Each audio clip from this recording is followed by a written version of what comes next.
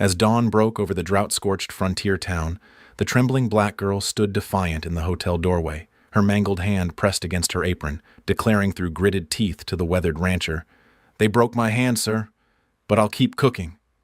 The giant cowboy paused mid-step, shocked not just by her crushed fingers, but by the steel in her voice. The entire town whispered about the cook girl, dismissed as worthless now that 3 miners had accidentally crushed her dominant hand for refusing their advances. Most assumed she'd starve or disappear like all broken things in this unforgiving place, but the lonely cattle rancher, haunted by his own losses to the corrupt mining company, saw something different in her defiance. Hidden beneath the girl's humble circumstances lay a legal claim that could either save the dying town or destroy everyone who dared support her. Would her unbreakable spirit survive long enough to uncover the inheritance that powerful men would kill to keep buried? Before we continue, comment where you are tuning in from. Perhaps we will publish a story there. The morning sun cast long shadows across Copper Ridge, Arizona territory, where dust devils danced between weathered buildings like ghosts of better times. The Grand Mesa Hotel stood as the town's beating heart, its kitchen windows glowing with warm light against the harsh desert landscape. Ayanna Johnson moved through the hotel kitchen with practiced grace, her dark hands working magic with simple ingredients. Steam rose from bubbling pots while the aroma of fresh bread filled the air. She had earned respect through her grandmother's recipes and her own innovations, turning basic supplies into meals that made grown miners weep with homesickness.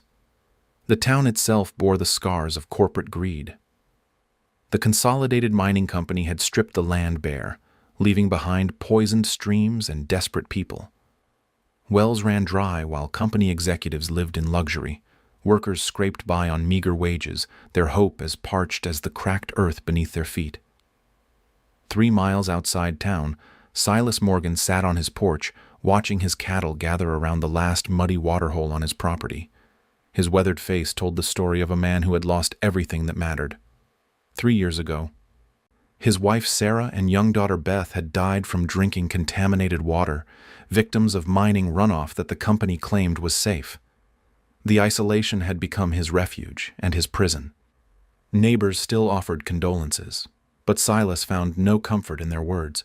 His ranch struggled without proper water sources, and each passing day brought him closer to losing the land his family had called home. Back at the hotel, trouble arrived in the form of 3 miners fresh from their shift. Jake Morrison led the group, his clothes reeking of sulfur and whiskey.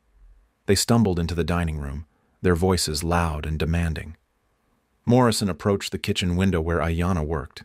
His companions snickered behind him like schoolboys planning mischief. The other diners fell silent, sensing the shift in atmosphere.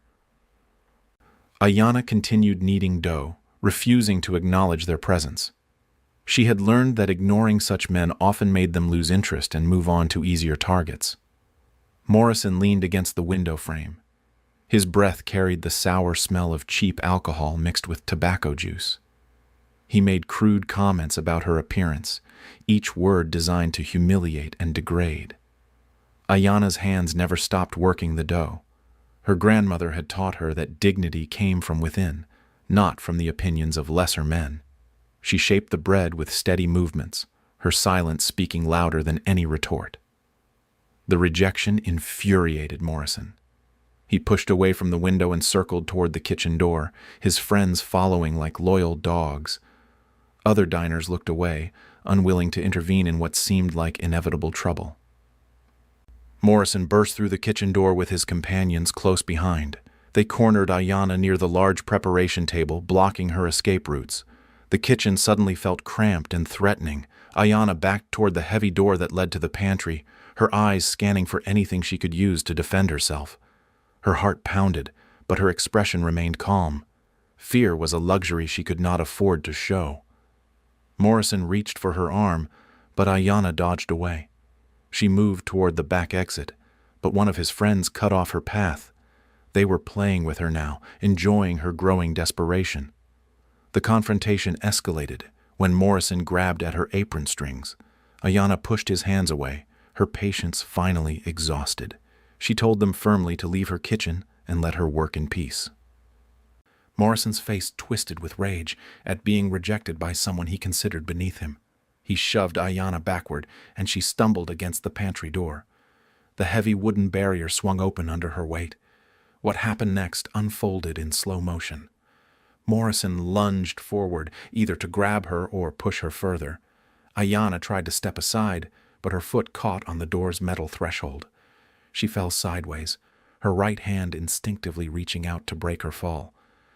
The pantry door, weighted with iron hinges and thick oak planks, swung back with tremendous force. Ayanna's dominant hand was caught directly in its path.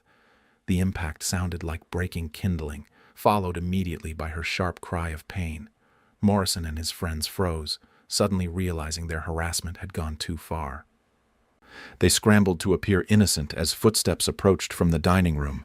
Hotel owner Mr. Whitmore arrived to find Ayanna cradling her mangled hand against her chest.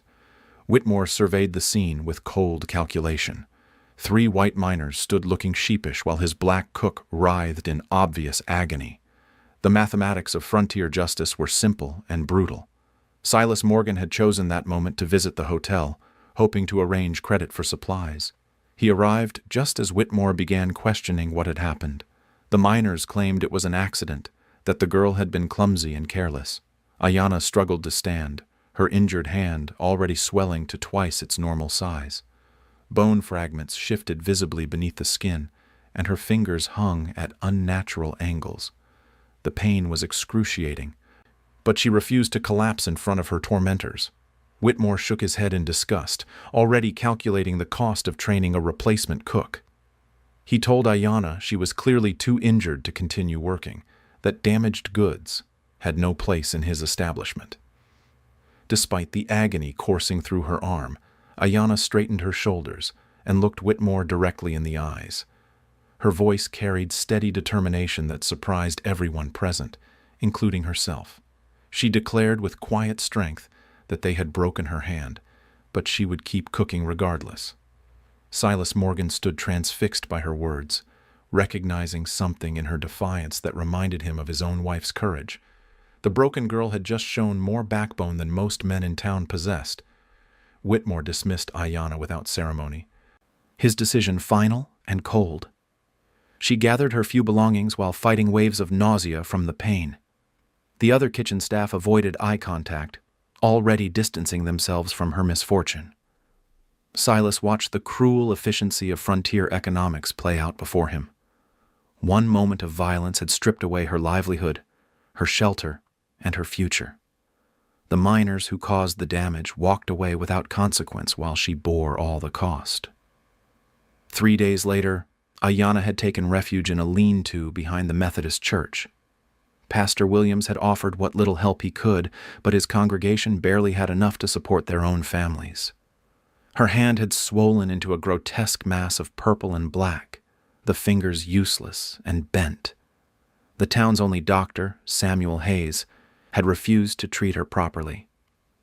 He claimed his services were reserved for paying customers, though everyone knew his real reason. Instead, she wrapped her hand in strips of cloth and tried to ignore the constant throbbing. Emma Carlyle arrived in Copper Ridge on the Tuesday stagecoach, her leather satchel filled with notebooks and determination. The young journalist from Philadelphia had come west to document frontier life for her newspaper's readers. She rented a small room above the general store and began exploring the town's history. Emma spent her mornings interviewing residents and her afternoons researching in the territorial land office. The clerk, a nervous man named Peterson, seemed eager to help the educated woman from back east. He provided access to filing cabinets full of homestead records and military service documents. On her 4th day in town, Emma discovered something remarkable buried in the territorial files. A homestead application dated 15 years earlier bore the name Marcus Johnson, Buffalo Soldier, 10th Cavalry Regiment. The filing claimed 160 acres of prime land just east of town, including water rights to a natural spring. Emma cross-referenced the military records and found Marcus Johnson's service history. He had completed his required years of service and filed his claim according to territorial law. The land description matched property currently occupied by Consolidated Mining Company equipment and storage facilities. The journalist's instincts told her this discovery meant something important. She asked Peterson about the current status of the Johnson claim. The clerk shuffled through more files and confirmed that no subsequent sale or transfer had ever been recorded. Emma spent the evening walking through town, observing the social dynamics that govern daily life. She noticed how certain people were ignored or dismissed, how economic desperation created cruel hierarchies. Near the church, she encountered a young black woman struggling to start a fire with only her left hand. The woman's right hand was wrapped in dirty bandages and held useless against her body. Emma introduced herself and learned this was Ayanna Johnson, recently dismissed from the hotel kitchen. The surname immediately caught the journalist's attention. Emma asked carefully about Ayanna's family history. The conversation revealed that Ayanna's father had been a Buffalo soldier who died when she was young. Her mother had passed away 2 years later, leaving Ayanna to be raised by her grandmother in a neighboring territory. The pieces fell into place with startling clarity. Emma returned to her room and retrieved the homestead documents. She spread them across her small table and studied every detail. Marcus Johnson had never sold his land claim. According to territorial law, his legal heir would inherit the property and all associated rights. Emma found Ayanna the next morning and shared her discovery. The young woman listened in stunned silence as the journalist explained the legal implications. Her father, whom she remembered only as a kind man who told stories about his cavalry days, had left her a fortune she never knew existed. The land included the most reliable water source in the region. During the current drought, that spring had become invaluable beyond measure. Cattle ranchers, farmers, and the town itself all depended on water, and Ayanna legally owned the best source for miles around. Word of the discovery spread through Copper Ridge like wildfire. Emma's discreet inquiries had not gone unnoticed, and Peterson's loose tongue ensured that half the town knew about the Johnson land claim by evening. The revelation transformed how people viewed the injured young woman practically overnight. Silas Morgan heard the news while purchasing supplies at the general store. The storekeeper's wife whispered the story with obvious excitement, relishing the dramatic reversal of fortune. Silas felt a mixture of amazement and concern for what this would mean for Ayanna's safety. Consolidated Mining Company foreman Jacob Steele received word of the land claim within hours. He immediately dispatched riders to the territorial capital with instructions to research the legal standing of the Johnson filing. The company had invested heavily in their current operations and would not surrender valuable land without a fight. Dr. Hayes suddenly appeared at Ayanna's makeshift shelter that evening, carrying his medical bag and wearing an apologetic expression. He offered to examine her injured hand and provide proper treatment. His change of heart coincided perfectly with news of her potential wealth. Ayanna accepted the medical attention while recognizing the transparent motivation behind it. Hayes cleaned the wounds properly and set the broken bones as best he could, though permanent damage had already occurred. He prescribed laudanum for the pain and promised to check on her recovery. Threats began almost immediately. Anonymous notes appeared warning Ayanna to leave town quickly. Strangers watched her movements and followed her on errands. The mining company's influence reached into every corner of Copper Ridge, and their displeasure was becoming dangerously obvious. Silas approached Ayanna 3 days after Emma's revelation. He found her attempting to prepare a simple meal using only her left hand, her movements awkward but determined. The rancher had made his decision after watching the town's powerful interests begin to circle like vultures. He offered his protection and assistance in navigating the legal system. His own battles with Consolidated Mining had taught him about territorial law and corrupt officials. More importantly, his cattle desperately needed access to reliable water, and her spring could save his ranch from bankruptcy. Ayanna studied the weathered rancher's face and recognized genuine sincerity.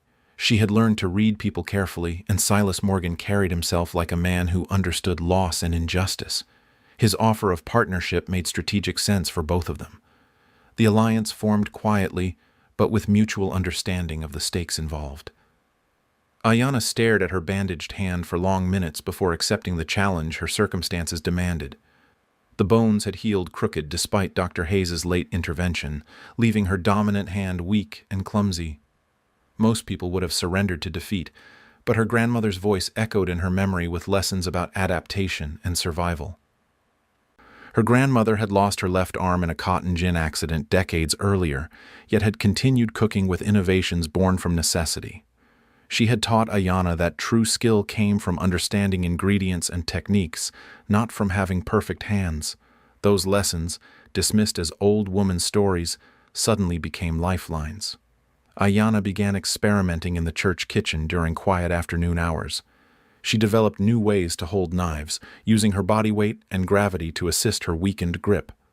Chopping became a rhythmic dance of positioning and timing rather than brute force and speed. Pastor Williams donated flour and basic ingredients, curious about her determination to continue cooking despite obvious limitations. He watched her work with growing amazement as she created modified tools and techniques that actually improved some traditional recipes. The one-handed kneading method she developed produced bread with better texture than her previous attempts. The limitation forced her to work the dough more gradually, allowing gluten to develop naturally. Her biscuits emerged lighter and fluffier than anything the hotel's replacement cook could produce. Word spread through the community's hidden networks. Former hotel customers began appearing at the church, drawn by aromas that reminded them of better meals and happier times. Ayana served small portions from her experimental batches, building a following that surprised everyone, including herself. Silas proved invaluable in navigating the territorial legal system.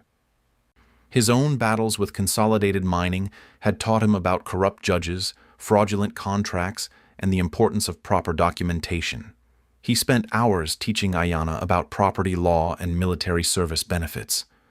The rancher's expertise stemmed from painful experience. After his family's death, he had sued the mining company for damages, learning firsthand how corporate money influenced territorial courts.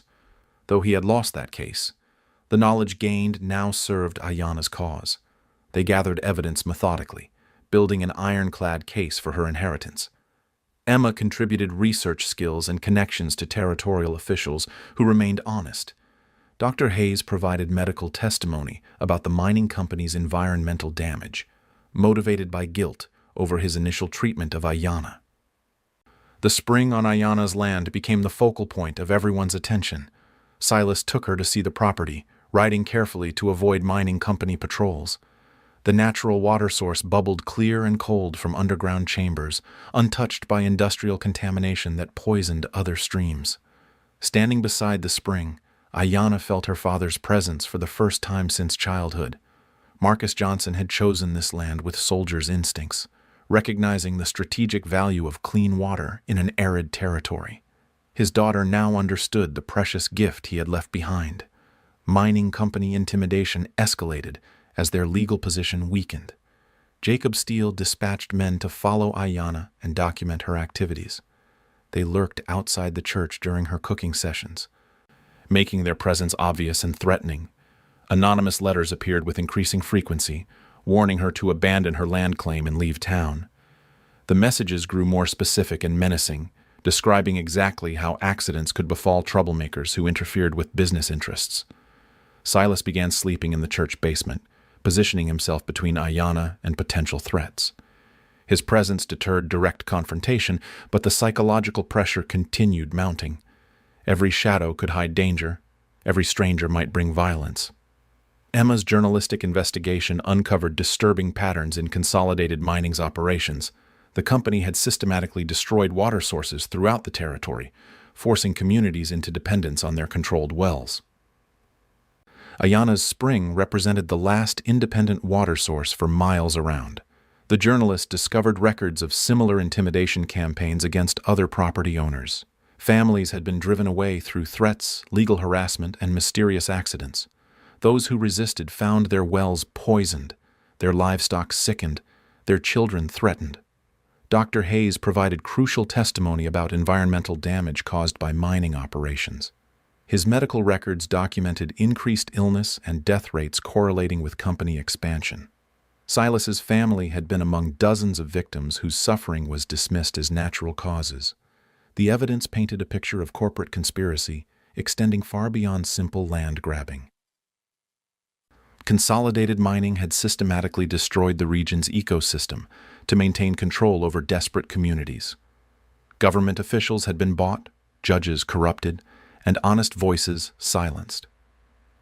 Ayana's cooking became a symbol of resistance for the growing opposition movement.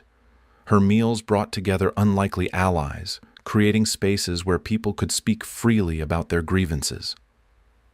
The church basement transformed into an informal headquarters for those demanding justice. Her one-handed techniques inspired others facing their own limitations and defeats. If a broken young woman could adapt and thrive, perhaps the whole community could find ways to fight back against seemingly impossible odds. Her quiet determination became contagious. Mayor Thompson found himself caught between competing pressures. Corporate money had funded his campaigns, but public opinion was shifting toward Ayana's cause. His political survival depended on choosing the winning side, though predicting the outcome remained difficult. The territorial court date approached like an approaching storm. Both sides gathered evidence, prepared witnesses, and marshaled their arguments. The hearing would determine not just Ayana's inheritance, but the future of an entire region held captive by corporate greed. Consolidated Mining deployed teams of lawyers from Denver, confident that legal expertise and financial resources would overcome any challenge. They underestimated the power of truth supported by meticulous documentation and community solidarity. Ayana spent the final weeks practicing her testimony, her scarred hand steady as she signed legal documents. The frightened girl who had once hidden in hotel kitchens had transformed into a determined woman ready to claim her birthright.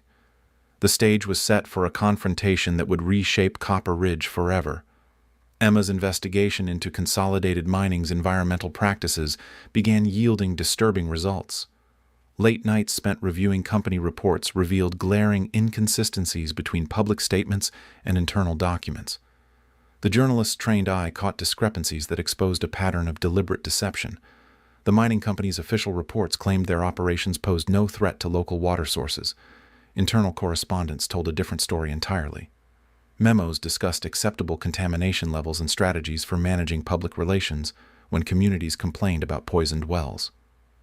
Emma discovered that Consolidated Mining had systematically identified and targeted independent water sources throughout the territory. Their expansion plans specifically mentioned the need to control all reliable springs and aquifers. Ayana's inheritance stood as the final obstacle to complete regional domination. The most damaging evidence came from a locked filing cabinet in Peterson's office.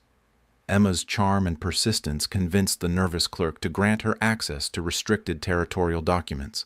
Hidden among routine paperwork, she found mining company communications that revealed the true scope of their conspiracy. The documents outlined a comprehensive plan to drive down property values through environmental destruction. Once communities became desperate enough, Consolidated Mining would purchase entire towns at rock-bottom prices. The strategy had succeeded in 12 other territories across the West. Silas studied the evidence with growing anger and recognition. The timeline perfectly matched his family's illness and death. Sarah and Beth had not been random victims of industrial accident. They had been sacrificed on the altar of corporate profit, their lives deemed acceptable losses in a larger scheme. The rancher's personal tragedy suddenly took on new meaning. His wife's final days of agony, his daughter's small body racked with fever, his own helpless rage at their suffering. Every moment of grief had been orchestrated by men in distant offices who calculated human misery in terms of quarterly profits. Emma's research revealed that the poisoning had been methodical and precise. Company chemists had developed contamination methods that mimicked natural mineral imbalances. Victims appeared to die from environmental factors rather than industrial sabotage, making legal action nearly impossible. Dr. Hayes provided medical corroboration for Emma's findings. His patient records documented suspicious patterns of illness corresponding exactly with mining company operations. Families living near company facilities suffered kidney failure, birth defects, and mysterious wasting diseases at rates far exceeding normal statistics. The doctor had suspected corporate involvement for years, but lacked proof to support his theories. Emma's documentary evidence validated his worst fears about the systematic poisoning of entire communities. His guilt over staying silent intensified as the full scope of the conspiracy became clear. Ayanna absorbed the revelations with a mixture of horror and determination. Her land claim had evolved from personal inheritance to community salvation. The spring her father had secured represented not just wealth, but the last hope for regional independence from corporate tyranny. The evidence transformed the legal battle from property dispute to criminal prosecution. Emma prepared detailed reports documenting fraud, environmental destruction, conspiracy, and multiple counts of negligent homicide. Her journalistic credentials lent credibility to accusations that might otherwise be dismissed as frontier paranoia. Consolidated Mining's response escalated proportionally to the threat they now faced. Jacob Steele received orders from corporate headquarters to resolve the Johnson problem through any means necessary. The company's investment in regional operations totaled millions of dollars, making retreat financially impossible. Anonymous threats against Ayanna became more specific and menacing. Messages described her daily routines with disturbing accuracy, proving that watchers monitored her every movement.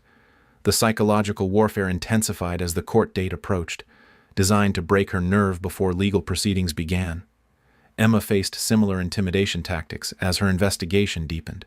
Strangers followed her through town, asking pointed questions about her research and warning about the dangers facing nosy journalists. Her room was searched while she attended church services, though nothing was taken. Mayor Thompson found himself trapped between irreconcilable forces. Corporate money had funded his political career, but public opinion was shifting dramatically toward Ayanna's cause. His survival instincts warred with his financial obligations, creating internal conflict that affected his decision-making. The territorial court hearing represented a crossroads for everyone involved.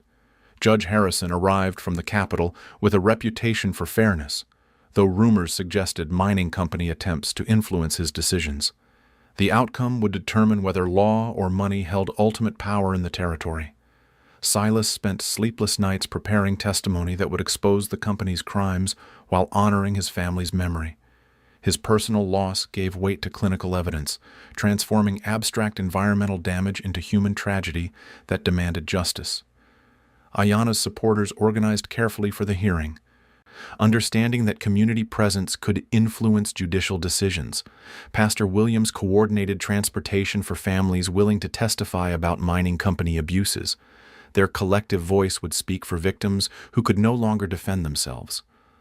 Emma compiled her evidence into a comprehensive presentation that read like an indictment of corporate America's worst impulses. Her documentation traced the conspiracy from boardroom decisions to graveside consequences, connecting distant executives to local suffering through an unbreakable chain of evidence. The night before the hearing, Ayanna stood beside her father's spring under a canopy of desert stars. The water bubbled with the same purity that had attracted Marcus Johnson decades earlier, untouched by the corruption that surrounded it. Tomorrow would determine whether that purity could survive the forces arrayed against it. Dr. Hayes reviewed his medical testimony one final time, knowing that his credibility as the town's only physician could tip the balance toward justice. Years of silence about suspected corporate crimes weighed heavily on his conscience, making redemption through honest testimony feel like personal salvation. The stage was set for a legal confrontation that would expose the true cost of unrestrained corporate power in the American West. Judge Harrison arrived in Copper Ridge on the morning stage, his black robes and formal bearing commanding immediate respect. The territorial courthouse, normally used for minor disputes and claim jumpers, had been transformed for proceedings that would determine the region's future. Citizens packed every available seat while others crowded outside the windows. Ayanna entered the courthouse wearing her best dress, her scarred hand visible despite attempts to conceal it with gloves. The injury served as a constant reminder of how this legal battle had begun, transforming personal tragedy into a quest for community justice. Consolidated Mining's legal team occupied an entire table, their expensive suits and leather briefcases projecting corporate confidence. Lead attorney Bradford Winters had traveled from Denver specifically for this case. bringing the full weight of Eastern legal expertise to bear on what he considered a frontier nuisance. Emma sat in the front row with her notebooks ready, determined to document every moment of the proceedings. Her articles about the case had already generated interest in territorial newspapers, making this hearing a matter of regional significance beyond its immediate participants. Judge Harrison called the court to order with a sharp rap of his gavel. The proceedings began with Winters challenging the very foundation of Ayanna's claim, arguing that military homestead applications contained technical deficiencies that invalidated the entire filing.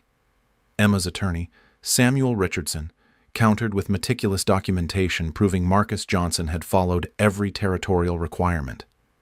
Military service records, witness statements, and filing receipts created an unassailable paper trail establishing legal ownership of the disputed land. The first day focused entirely on property law and bureaucratic procedures. Winters attacked each document with practiced skill, seeking any technical flaw that might undermine Ayanna's inheritance. Richardson defended with patient thoroughness, allowing the evidence to speak for itself. Ayanna watched the legal maneuvering with growing confidence. Her father's military discipline had ensured proper completion of all required paperwork. Every document bore official stamps and signatures that validated his claim under territorial homestead laws. The second day brought personal testimony that transformed abstract legal arguments into human drama. Silas took the stand first, his weathered face grave as he described his family's final days, Sarah's gradual weakening, Beth's fevered nightmares, his own helpless vigil beside their deathbeds. Dr. Hayes followed with medical testimony that connected individual tragedies to broader patterns of environmental poisoning. His patient records documented dozens of similar cases, all concentrated near mining company operations. The statistical correlation was undeniable and damning. Emma presented her investigative findings with journalistic precision, reading directly from company documents that revealed the scope of Consolidated Mining's conspiracy. Internal memos discussing acceptable contamination levels and strategies for acquiring properties through environmental manipulation painted a picture of calculated malice. The courtroom erupted when Emma read a memo describing Silas's family as acceptable losses in the larger acquisition strategy. Judge Harrison restored order with difficulty, his own composure visibly shaken by the callousness of the revealed communications. Winters attempted to discredit Emma's evidence by questioning her methods of acquisition, but Peterson the clerk confirmed under oath that all documents had been properly accessed through official channels. The mining company's own words condemned them more effectively than any outside accusations. Community members testified throughout the third day, describing years of intimidation, environmental destruction, and economic manipulation. Families shared stories of poisoned wells, sickened livestock, and mysterious illnesses that coincided with mining operations.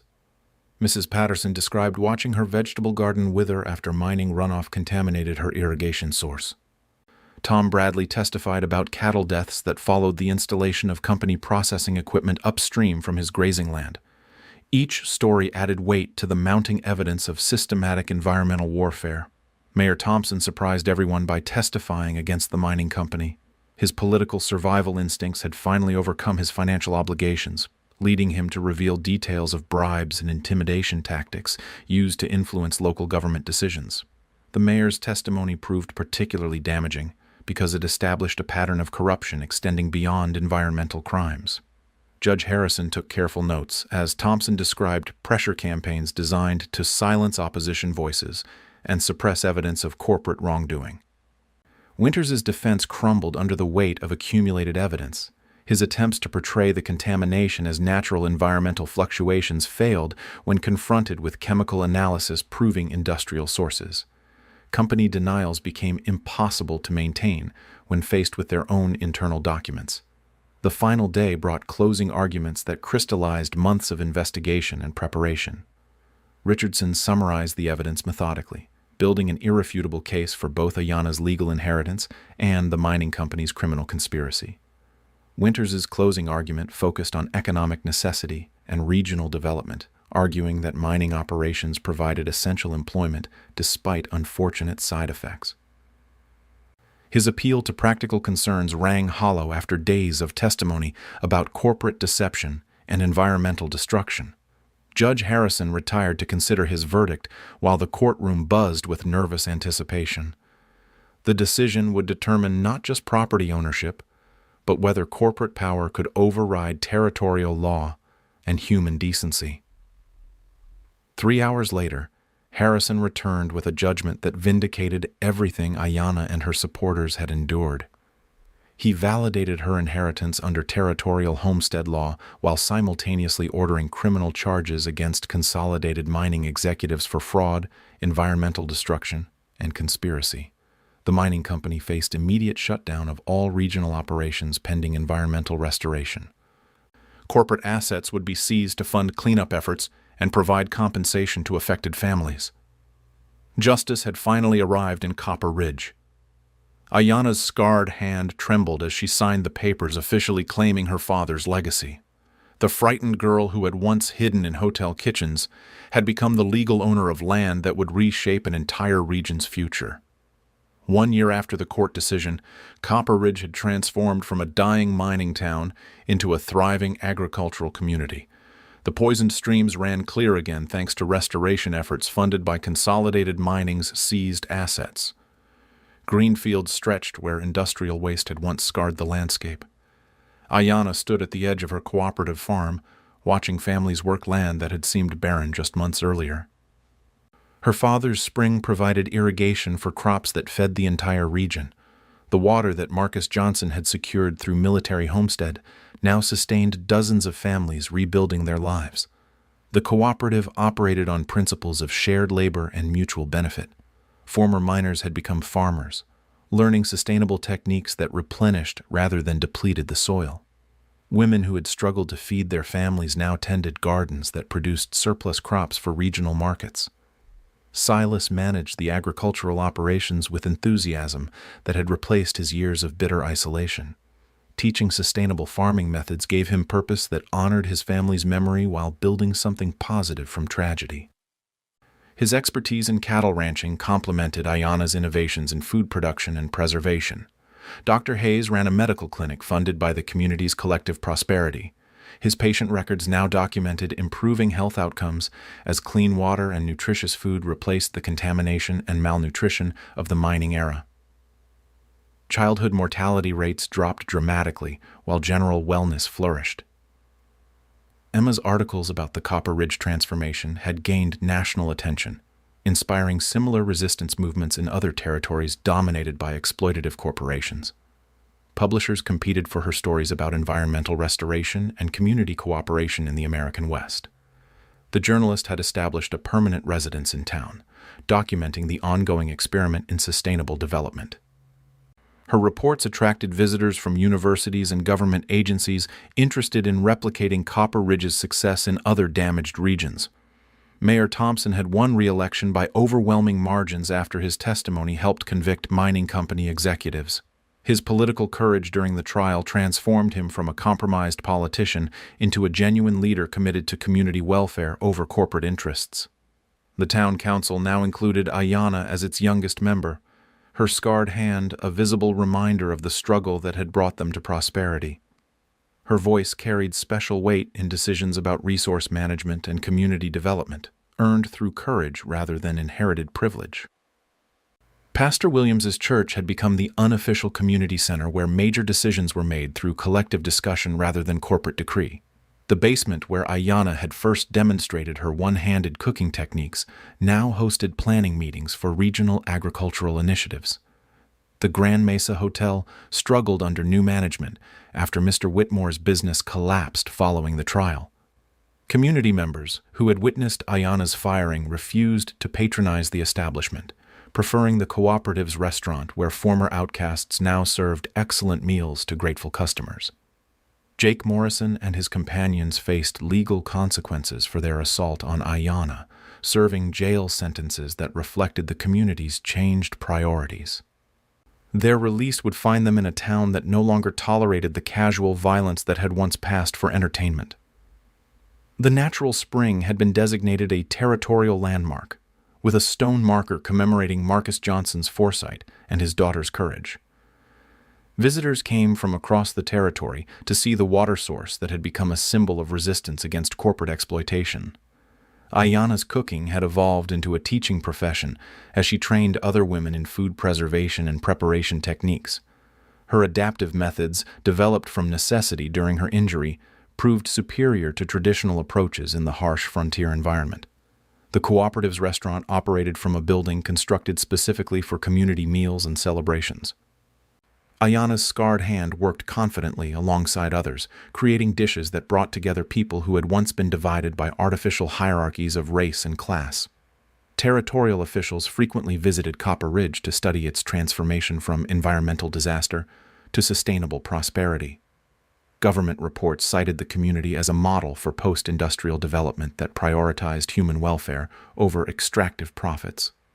The 3 miners who had broken Ayana's hand returned to find themselves unwelcome in the new Copper Ridge. Their former employer had abandoned them when criminal charges were filed, leaving them to face community justice without corporate protection. Emma documented their attempts at reconciliation in articles that explored themes of redemption and accountability. The community's response reflected mature judgment rather than vengeful satisfaction, offering opportunities for genuine reform while maintaining appropriate consequences. Environmental restoration continued under scientific supervision, with contaminated soil being gradually rehabilitated through innovative techniques developed by the cooperative's agricultural program. The poisoned legacy of industrial exploitation slowly gave way to fertile abundance. Dr. Hayes established a medical school that trained frontier physicians in both traditional healing and environmental health practices. Students came from across the territory to learn in a community that had successfully addressed the health consequences of industrial contamination. The Harvest Festival had become an annual celebration that attracted visitors from neighboring territories. Tables laden with food surrounded the memorial spring, creating a living testament to the transformation possible when communities unite against oppression. Ayana moved through the celebration with quiet satisfaction, her scarred hand steady as she served portions to guests from across the region. Children who had never known hunger played games beside the spring that sustained their community's prosperity. A visitor from Philadelphia asked about the prominent scar on her right hand, curious about its origin. Ayana paused in her work, considering how to summarize the journey that had brought them all to this moment of abundance and peace. She smiled and returned to her preparations, her response carrying the wisdom earned through struggle and victory. They had tried to break more than her hand, but some things simply refused to stay broken. The spring bubbled with eternal promise beside tables where former enemies now shared meals in celebration of their common humanity.